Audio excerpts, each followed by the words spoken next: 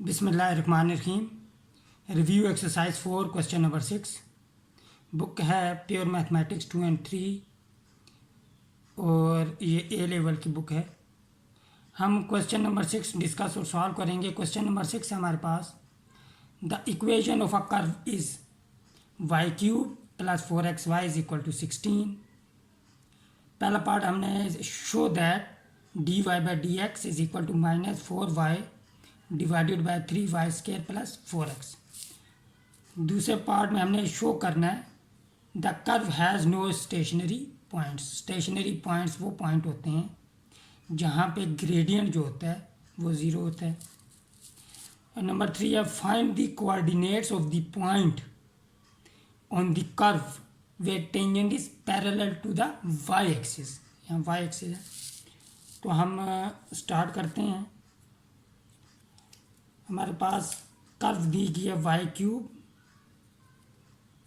Plus 4xy is equal to 16। Differentiate both sides of equation 1 with respect to x। Differentiate करेंगे d over D x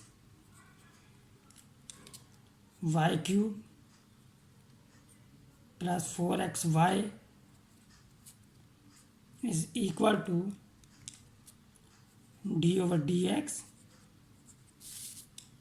16। तो पहले हम यहाँ पे d over D x y cube plus 4 constant multiplier rule के मुताबिक बाहर आ जाएगा, तो डेरिवेटिव हम लेंगे d over D x x Y का। कांस्टेंट का डेरिवेटिव ज़ीरो हो जाएगा। अब देखें यहाँ पे जो वेरिएबल ऑफ डिफ्रेंशिएशन वो x है और हम डिफ्रेंशिएट कर रहे हैं y को, फंक्शन ऑफ y को, तो यहाँ पे चेन रूल यूज़ होगा। तो हम इसे ऐसे लिखेंगे d over d y cube multiply by d Y by D x plus 4। यहाँ पे हम प्रोडक्ट रूल यूज़ करेंगे। First function as it is, second function का डेरिवेटिव लेंगे जो कि y हमारे पास d Y by D x, फिर plus second function as it is आ जाएगा और डेरिवेटिव लेंगे हम फर्स्ट फंक्शन का जो कि x है D X over D x is equal to अब 0। अब वाई क्यूब का डेरिवेटिव 3y स्क्वायर हो जाएगा यहाँ पे 3y स्क्वायर और साथ में D Y by D x plus 4 को अंदर मल्टीप्लाई करेंगे 4x D Y by D x plus 4y, क्योंकि D X over D X 1 हो जाएगा, इज इक्वल टू 0। अब पहले दो टर्म में से d Y by D x common आ रहा है, कॉमन ले लेंगे हम, तो डी ये हो जाएगा 3y square plus 4x D Y by D x as a common factor आ गया। और जब भी हम डेरिवेटिव कॉमन लेंगे तो उसे हमेशा राइट साइड पर लिखते हैं, इज इक्वल टू -4y। तो हमारे पास पहला पार्ट यहाँ पे प्रूव हुआ, D Y by D x is equal to -4y divided by 3y square plus 4x।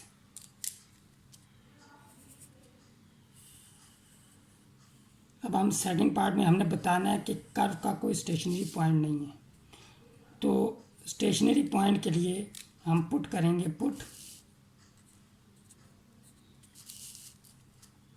D Y by D X is equal to 0. This implies minus 4y 3y square plus 4x is equal to 0.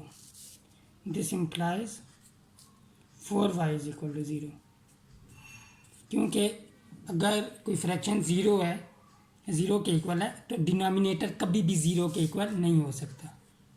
3y square plus 4x is not equal to 0. Negative sign तो positive हो जाएगा क्योंकि zero के equal है. चलें हम इधर minus लिख लेते हैं. तो this implies product of two number is equal to 0. Either first number is 0 और सेकंड नंबर इज 0. -4 तो 0 हो नहीं सकता. This implies y is equal to 0. तो y इज इक्वल टू 0 हमारे पास इक्वेशन ऑफ x एक्सिस होती है. ये इक्वेशन ऑफ x एक्सिस यानी कि इस पे मौजूद तमाम पॉइंट्स के लिए ग्रेडियंट 0 होगा. x एक्सिस से आप कोई भी पॉइंट पिक करें. फर्ज करें हम ये पॉइंट लेते हैं और हम कहते हैं कि ये पॉइंट हमारे पास 2 0 है. जब इस 2 0 को हम ग्रेडियंट में पुट करेंगे, चेक कर लेते हैं हम, चेक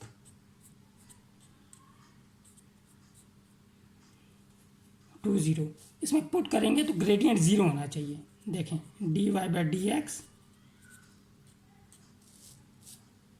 -4 × 0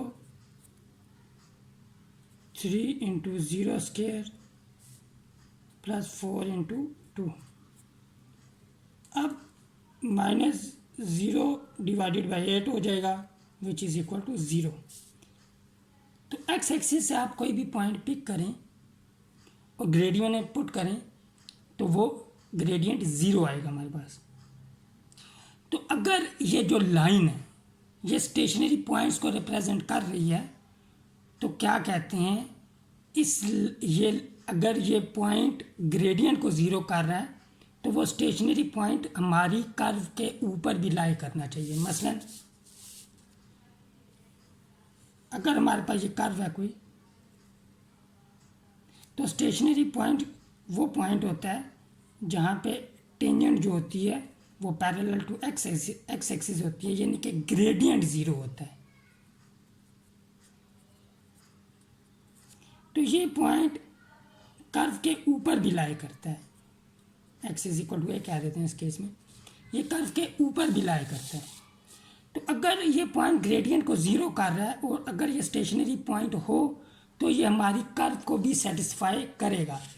तो हम अपनी कर्व में ये पॉइंट पुट करते हैं 2 0 चेक करने के लिए. तो हमारी कर्व है y³ + 4xy is equal to 16. This implies 0³ 0 + 4 × 2 × 0 is equal to 16. This implies ये 0 हो जाएगा which is not true. It's mean ये 2 0 जो है 2, 0 ये हमारी कर्व के ऊपर लाई नहीं करता. इसी तरह आप कोई सा भी पॉइंट चूज़ करें वो ग्रेडियंट को तो 0 करेगा लेकिन वो कर्व के ऊपर लाई नहीं करेगा, जिससे ये पता चलता है y इज इक्वल टू 0 जो है ये हमारा स्टेशनरी पॉइंट नहीं हो सकता. This implies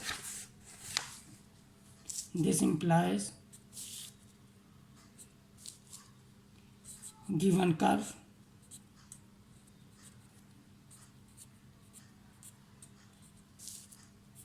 has no stationary points.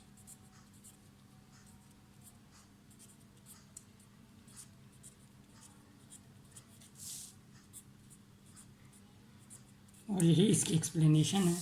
आप simple y is equal to 0 भी पुट करें, simple y is equal to 0 भी पुट करें तो आपके पास y इज इक्वल टू 0 हमारी कर्व को सेटिस्फाई नहीं करेगा. आपको एक्स कोऑर्डिनेट ही नहीं आएगा.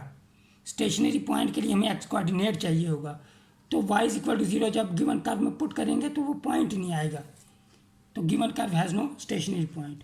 ये सेकंड पार्ट में हमने शो करना था, हैंस प्रूव्ड।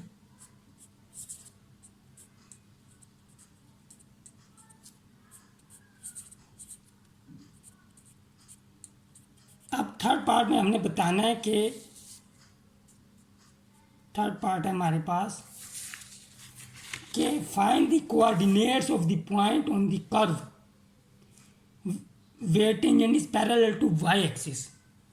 हमें देखें, हमने करना है कि tangent is parallel to y axis. This implies slope of tangent या gradient of tangent, slope of tangent अगर दो लाइनें पैरेलल हों तो उनकी स्लोप्स भी इक्वल होती हैं। Slope of tangent is equal to slope of y axis. अब स्लोप ऑफ टेंजेंट क्या होती है? D Y by D x, d Y by D x. Slope of y axis जो होती है वो अनडिफाइंड होती है।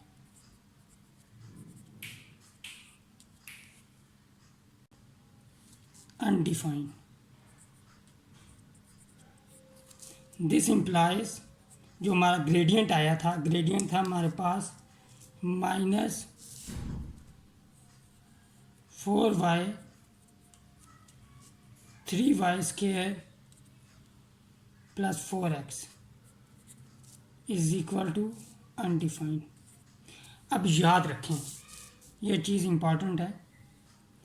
अगर क्वेश्चन है हमारे पास ए और बी फ्रैक्शन 0 के इक्वल है, तो याद रखें बी कभी भी 0 के इक्वल नहीं हो सकता, तो पॉसिबिलिटी रह जाती है ए इज इक्वल टू 0। अगर हमारे पास जो फ्रैक्शन है वो इक्वल हो इन्फिनिटी यानी कि अनडिफाइंड हो, तो पॉसिबिलिटी है कि ए 0 के इक्वल नहीं हो सकता, तो सिर्फ बी 0 के इक्वल होगा जब अनडिफाइंड होगा। ए 0 के इक्वल नहीं हो सकता, याद रख लीजिए। तो अगर ए और बी हमारे पास और दोनों 0 हो जाएं, A is equal to 0, B is equal to 0, यानी कि ये 0 और 0, इसे कहते हैं इनडिटर्मिनेट फॉर्म। इनडिटर्मिनेट फॉर्म, ये भी इनडिटर्मिनेट फॉर्म। तो ये एक डिफरेंट फॉर्म है, तो जो कि कैलकुलस में डिस्कस होती है। तो अब इस केस में ये अनडिफाइंड है हमारे पास फ्रैक्शन, तो दिस इम्प्लाइज न्यूमरेटर 0 के इक्वल नहीं हो सकता, तो डिनोमिनेटर हमारे पास 0 के इक्वल होगा, यानी कि 3y² 4x is equal to 0। तो यहाँ से हम x की वैल्यू अगर निकालें, 4x is equal to 3y²। तो ये हमारे पास 4x is equal to 3y² आ गया। हम x की वैल्यू भी यहाँ से अलग कर लेते हैं, x is equal to 3/4y²। अब हमने इस इक्वेशन और जो गिवन कर्व है उसको हम सॉल्व करेंगे साइमल्टेनियसली। इसको हम पुट करेंगे 1 में, इसे हम 2 कह देते हैं, तो मैं कहते हैं पुट इन 1, क्योंकि हमने वो पॉइंट बताना है जहाँ पे टेंजेंट जो है पैरेलल टू वाई एक्सिस है, तो वो पॉइंट जो है वो हमारे कर्व के ऊपर लाई करेगा। तो हमने इस इक्वेशन और गिवन कर्व की इक्वेशन को साइमल्टेनियसली जब सॉल्व करेंगे तो हमें वो पॉइंट मिल जाएगा। तो हम इसे 1 में पुट करेंगे। हमारे पास 1 है, यहाँ मैं लिख लेता हूँ y³ + 4xy is equal to 16। तो ये हमारे पास 1 हो जाएगी। 1 इम्प्लाइज y³ प्लस, अब देखें 4x, एक्स की वैल्यू भी सिंपल पुट कर सकते हैं, 4 कैंसिल आउट हो जाएगा, 3y स्क्वायर रह जाएगा, 4x हमारे पास 3y स्क्वायर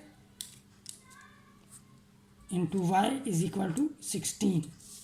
तो ये हो जाएगा y cube plus 4y cube, sorry 3y cube, sorry 3y cube is equal to 16। तो y क्यूब अब 4y क्यूब होगा इज इक्वल टू 16। तो y क्यूब इक्वल आ जाएगा हमारे पास 4।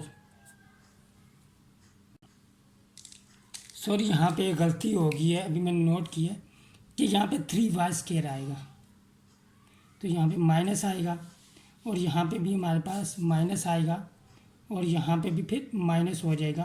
तो y cube 3y cube equal हो जाएगा हमारे पास यहाँ पे 2y क्यूब आएगा माइनस 2y क्यूब, तो विच इज़ इक्वल टू यहाँ पे हमारे पास -8 आ जाएगा। तो जब हम क्यूब रूट लेंगे दोनों तरफ तो y इज़ इक्वल टू -2 आ जाएगा, क्योंकि -2 का क्यूब जो होता है वो हमारे पास -8 के इक्वल होता है। अब इसको हम 2 में पुट करेंगे, 2 में जब पुट करेंगे यहाँ पे तो y की जगह -2। अब देखें यहाँ पे जब -2 y स्क्वायर हमारे पास 4 हो जाएगा, 4 और 4 कैंसिल आउट हो जाएंगे, तो 2 implies x is equal to -3।